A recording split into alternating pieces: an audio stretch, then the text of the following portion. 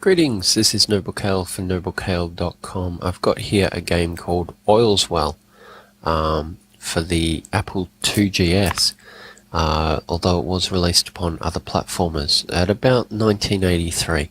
It's one that I played when I was a kid, but I haven't seen it in about 20 years, apart from about 5 minutes that I spent on it before recording this video.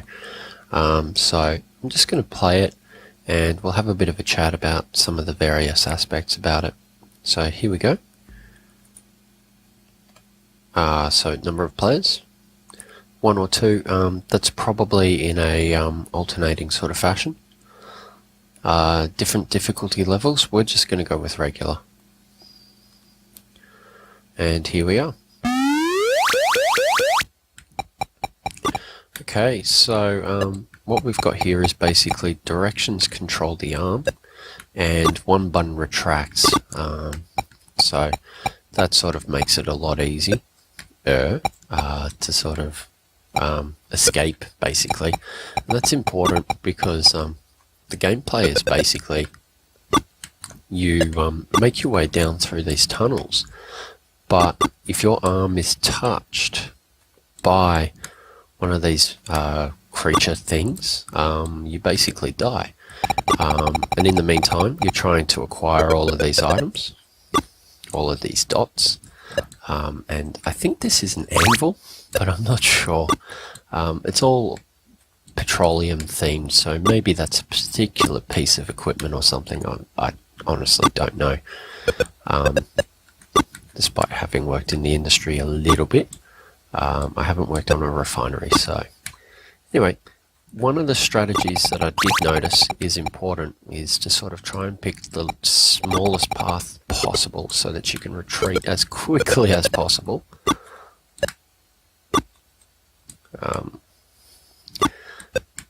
But it's actually really good in that just due to the level design itself, you feel like you're constantly under pressure. In that I'm going to die here.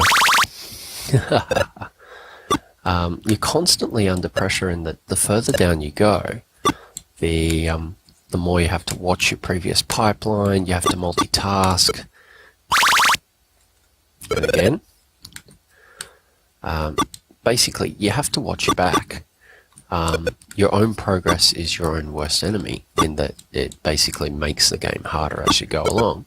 So it's a good mechanism for pressure. It's pretty automatic. That bomb, if the bomb hits my claw, I'm dead, but if the bomb passes through normal pipeline, it's okay. So that was my first run. I'll do another one.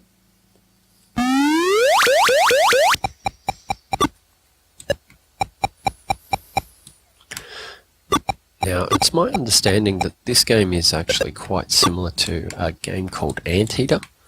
I think I've played it, but I don't quite recall it directly, so I can't comment on that too much.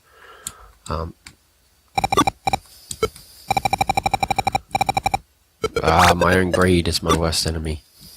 And it's got that kind of feel of Kicks, which is a game I'll definitely also show at some stage, which has that sort of property where it gives you the opportunity to be greedy and smacks you down for it.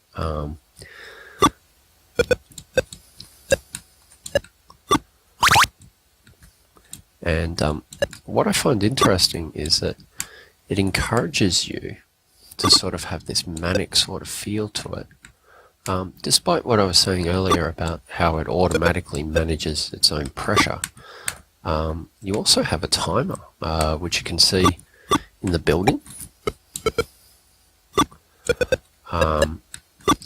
It's currently at about 200, but that's actually times 10, so I'm basically screwed for this run anyway. I can't get back down there.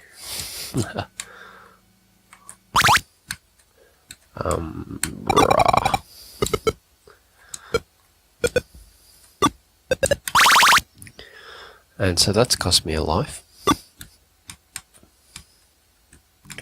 So you really do want to get down there as quickly as possible, as directly as possible.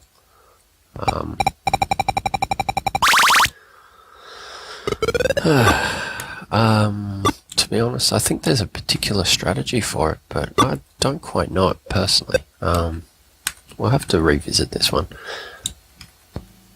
But I don't think I'm going to make it down there. Not in this game, anyway.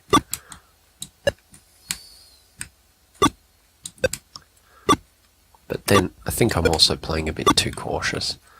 I think there's definitely room for me to sort of be a bit more aggressive.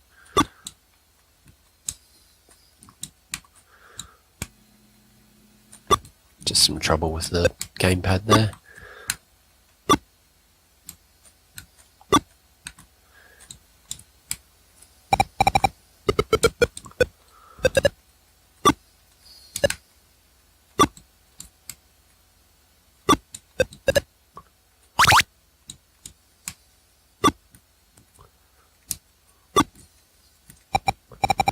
Oh, getting a bit more progress there.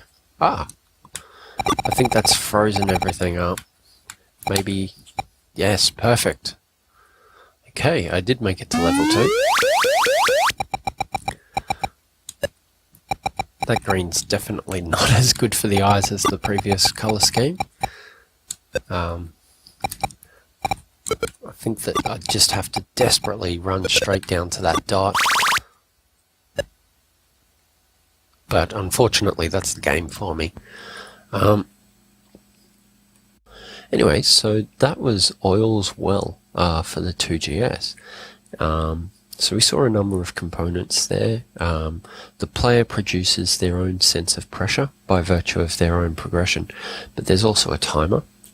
The difficulty is enhanced not just by the creatures and the timer, but also those bombs. And the bombs have the opposing effect of the creatures. They're obviously logically inversed in that they follow the same paths, but rather than the creatures kill you when they hit your pipe and die when they hit your claw, whereas the bombs are the exact opposite. So it's probably just a simple not statement or an else. So that's a really easy way to add just an extra layer to your AI. It's a stupid AI in that it just proceeds down a line, and yet we've just opened up a completely different style of play. So that's not bad. I want to say that it's got real depth, but while I'm a fan of puns, that's not one. Anyway, but it definitely has sort of a couple of different things going on that really do add up to a nice package. Let's talk graphically.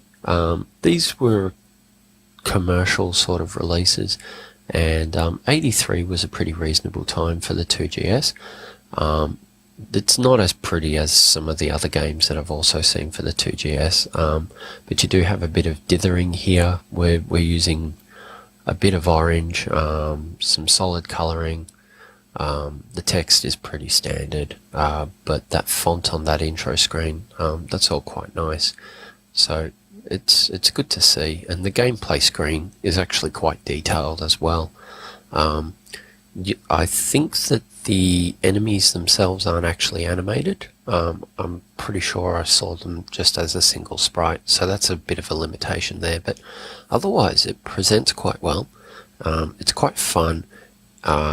You manage your own pressure through your own greed, and I think that that's actually quite an interesting mechanic. And so we're seeing that a lot of games for the 2GS are kind of like that, in that the player sort of makes their own assessment as to how well they're doing, their own skill, and that self-management mechanic is really powerful because it allows slower, newer players to sort of play more cautiously, and it allows more experienced players to just kind of run straight through. So I'd almost like to see a speedrun of this. Hopefully something else turns up on YouTube. I haven't actually looked, but it's probably worth checking out.